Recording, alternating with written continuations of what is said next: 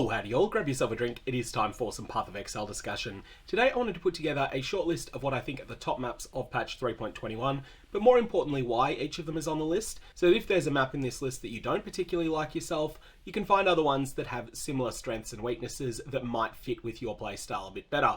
So the first factor that might make us lean towards running a particular map is loot specific to that map, things like divination cards. These can be a very big deal, and in fact the map that I would argue is the best overall is one of the ones that has one of the top divination cards in the game and also one of the equal third tier of divination cards in the game.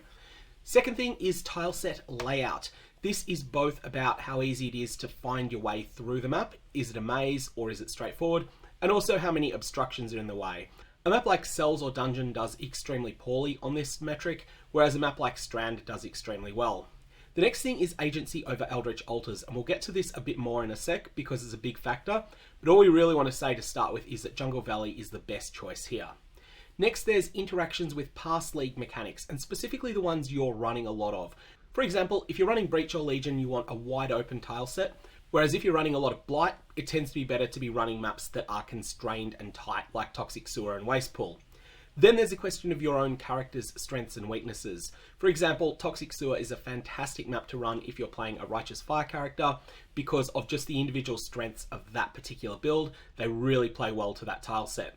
And finally, there's a question of adjacent maps. And in the southeast corner of this league's atlas, there's the maps that are near Strand, where there's a lot of maps that are adjacent to each other that are all pretty good. Now, when you're running a map, there is an increased chance to drop maps that are adjacent to it on the atlas.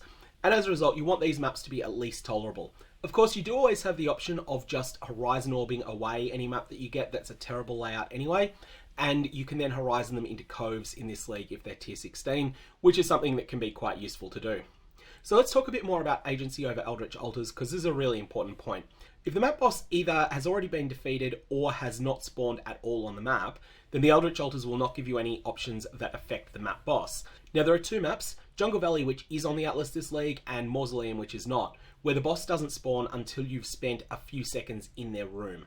For this reason, if you're running one of these tile sets, and in 3.21 the only one of them you can run is Jungle Valley, then you'll be able to clear the entire map and guarantee that every Eldritch altar that you hit will have one option that affects the player and one option that affects Eldritch minions. This tends to be a very strong setup. For this reason, if you're trying to maximize the effect of Eldritch altars, then Jungle Valley is going to be the correct choice. Unfortunately though, Jungle Valley doesn't have any strong divination cards, so you'll have to weigh this up against some of the other benefits you would find if you were to run a map like Crimson Temple instead. There is another map that's not currently on the atlas that's similar, and that is Mesa. Not an option in 3.21, but in leagues where Mesa is around, you can usually kill the map boss as the first monster that you kill in the map just by rushing straight to its room, which you start very close to. But this league, if you want to play around with Eldritch altars, Jungle Valley is the best choice. Next is a question of Atlas mechanic synergy, and this will impact my final list of 8, but if you're running a different mechanic to some of the ones that I discuss here, then it may mean that you want to run something different. So are you using Sextants and Scarabs that align with your Atlas spec? For example, you spec Legion on the Atlas, and then you're using Legion-related Scarabs and Legion-related Sextants as much as possible when you're mapping. In this situation, you really want to optimize your tile set choice around Legion, which would mean running wide open tile sets, and Dunes is generally considered the best choice for Legion, but there's other ones like Strand and Beach that are pretty close as well.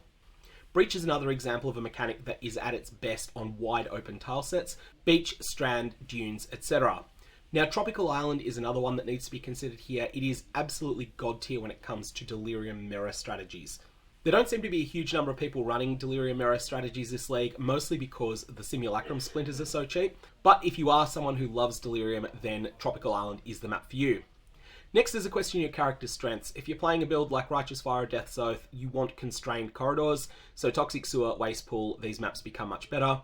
If you're playing a build that has incredibly wide damage projection like Tornado Shot or Corrupting Fever, then you want something that is completely the opposite. Wide, open, unobstructed layouts with no walls to be seen, things like Strand or Atoll.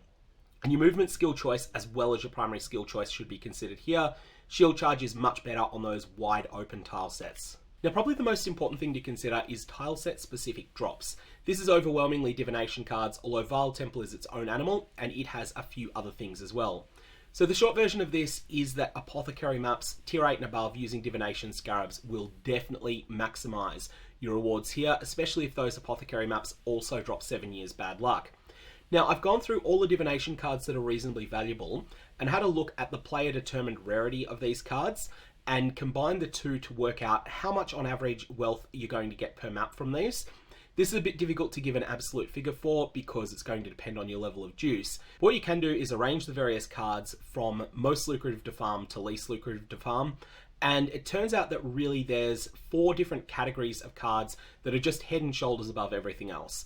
So the very top divination card to farm is the Apothecary. This drops in maps that have a Blood Mage as a boss, because of course it gives a Mageblood, and these are Crimson Temple, Defiled Cathedral, Haunted Mansion, and Crimson Township. Haunted Mansion's not on the atlas at the moment, and Crimson Township is going to be the weakest of these choices because the other 2 maps have a better secondary card. And a very important reminder that the Apothecary is drop restricted to item level 75 and above, which means that if you're not running a tier 8 or above map, then you're not going to be able to get it from every monster in the map. So the second tier of cards is Brother's Gift, and this one stands alone. The other Divine Orb cards are a little bit different. Brother's Gift can drop from any monster in the Cemetery map, whereas the other Divine Orb cards, the Sephiroth and Divine Beauty, are things that only drop from map bosses. And map boss divination cards are a bit of an oddball in that they can't be juiced by very many methods at all. For that reason, Brother's Gift winds up being the second top divination card to farm. You'll notice that these divination cards are very, very rare. The Apothecary is about 1 in a million drops in its relevant maps, and Brother's Gift appears to be about 1 in 150,000, although being a newer card, we're less certain on that rarity. Yes, you can increase these through the use of divination scarabs, but they're still going to be very rare, and you will have long stretches where you get none of these valuable cards. The next cards of note are going to be the divination cards that grant mirror shards. There are 2 of these, 7 years bad luck and Unrequited Love. For a number of reasons, Mirrors of Kalandra are more expensive than they've ever been. Partly it's because the Crucible mechanic makes mirror tier gear so much better than it's ever been before, and also because there's been a little bit of a pricing war on mirror fees that's been going on, and this has resulted in mirror fees going down, which has caused the price of Mirrors of Kalandra to go up. Now, Unrequited Love is a staggeringly rare card. It is actually rarer than the Apothecary, and by quite a bit. It drops in Vile Temple though, and Vile Temple has its own good rewards, so it is something you might consider going for. But 7 years bad luck is the really important one here, because this divination card drops from Crimson Temple and Defiled Cathedral, which is also maps that drop the Apothecary. So you've got the best divination card to farm in the game, and you've got one of the equal third. For that reason, these maps are going to have the best tile set drops around. Finally, we have a 4th tier of divination cards, which is the 3 divination cards that reward a Headhunter. Now, we're not going to count the Fiend here. The Fiend is actually quite a lot rarer than you might think, and it's also cheaper than the Doctor. We have the Doctor, we have the Nurse, and we have the Patient. These are the 3 divination cards that award a clean Headhunter, i.e. one that's not modified in any way. And whilst all of these are farmable, they end up giving a little bit less wealth per map than the 7 years bad luck and Unrequited Love tier ones. However, with the Patient being the most common of all of these divination cards by quite a lot, it is something that you can target farm if you just want to make sure that you're getting some wealth in, every 5th map or so. Now, it is a very long drop off from these divination cards to the next things. I was trying to think about the next best divination cards to farm, and really it seems like it's the Fiend, and the Fiend is worth less than the Doctor and is about 3 times as rare as the Doctor. For that reason, I wouldn't suggest farming it, but it's probably the next best option. After that, you have all of the various divination cards for Exalted Orbs, and I can't think of anything else better than that. Basically, if you're looking for tile set drops, you've got 4 different categories of divination cards you might want to farm, but the best choice by far is the maps that have both a bit from column A and a bit from column C, and that is Crimson Temple and Defiled Cathedral. Now, the next thing you might consider optimizing for is 1 event per zone mechanics. Now, this was a bit more of a factor in the Sanctum League because the Sanctum League was dropping an extraordinary amount of loot. However, this league, it is Harvest, Blight, and the Crucible Forge mechanic that come to mind as the best 1 event per zone mechanics you might want to target farm. If you're doing this, then Atoll is the best map that there is, because the 1 event that you get is very frequently in one of 2 main locations. There's the entry to the Atoll, the first junction you come to, and then there's the second junction, the one that's quite close to that one, that's on the other side of the map. These are the 2 locations you can very quickly check both of them, and nothing else really comes close to Atoll. Strand and Beach are a distant second and third, but they are quite distant. Atoll is just miles better. Additionally, Atoll is also pretty good if you're interested in boss rushing. So yeah, if you're looking to just go into a map, do the Crucible encounter and then get out, or go into a map, do the Harvest encounter, go in, do the Blight encounter and get out, then in either of these cases, Atoll is the map for you to choose. Okay, so that's all of the discussion of why. Let's go through the list itself. I have taken the top 8 maps and I've split them into 3 tiers. There is a gold tier, a silver tier, and a bronze tier. So positions 1 and 2, in no particular order, are the gold tier of Crimson Temple and Defiled Cathedral. These are not great layouts, and ultimately it's going to come down to which of the 2 layouts you think is less miserable, is going to be which one you'd pick. But these are the maps that drop the Apothecary and also drop 7 years bad luck. This is sufficient for them to eclipse everything else on this list, in my opinion. That doesn't mean they're the best maps for you to run, but they are the best maps, in my opinion, overall. Next in the silver tier, we have Atoll and Dunes, which are here solely for their layout. Now, you could make a case that Strand or Beach, or even something slightly worse like Shore, could be here as well.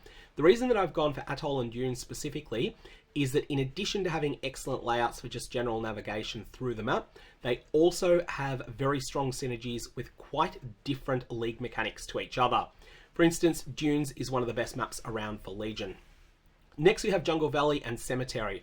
Jungle Valley is here because of all of the shenanigans we talked about with Eldritch Altars, and the way that the Eldritch Altars are set to ignore the boss, to treat the boss as though the boss doesn't exist or was slain first, until you've gone into the boss's room and spent a few seconds there.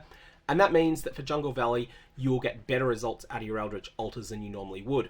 And Cemetery makes it here not for any one reason. Cemetery has divination cards that are slightly worse, in my opinion, than Crimson Township. So it has Brother's Gift, which is a little bit worse than the Apothecary. It also has Brother's Stash, which is sort of okay. So Cemetery's divination cards are pretty good, maybe a smidgen worse than Crimson Township's, definitely a lot worse than Crimson Temple or Defiled Cathedral. But Cemetery manages to balance these good divination cards with also having a very good layout. It's not a top tier layout like Atoll or Dunes or Strand or Shore or Beach, but it's pretty close behind, and that's why I'm going to be recommending it here. Then in the bronze tier, we have Toxic Sewer and Vile Temple. Now, Toxic Sewer is here because it is just so good on Righteous Fire builds. If you're not playing a Righteous Fire build, you probably aren't that interested in Toxic Sewer, but it is something that is so good on one of the most popular builds of the league that it just has to be mentioned here. And then we have Vile Temple, which is its own animal because of all the special chests it contains. Vile Temple maps have an implicit that says contains 10 additional Vile vessels, and that these Vile vessels are guarded. This can be scaled up to as high as 16 by effects that increase the numerical effects of map modifiers on your maps, although just be warned that scaling it all the way to 16 does tend to make the maps very dangerous. But even if you only have 10 of these chests will frequently contain double corrupted goodies, most of which will be mediocre, but some of which will be fantastic. And additionally, they will contain invasion bosses, and invasion bosses, when slain, will somewhat frequently drop a divination card that turns in for an Elder Guardian occupied map. So about every 3 Vile Temples you run, you will pick up a bonus of an Elder Guardian occupied map as well, and that's on top of everything else, and on top of the map having Unrequited Love as a very, very rare jackpot. There's a couple of other divination cards in Vile Temple that are alright as well, but really it is Unrequited Love you're hoping to see. Okay, so that's my pick of the top 8 maps in 3.21. Gonna leave it there. May your Vile Orbs have interesting results.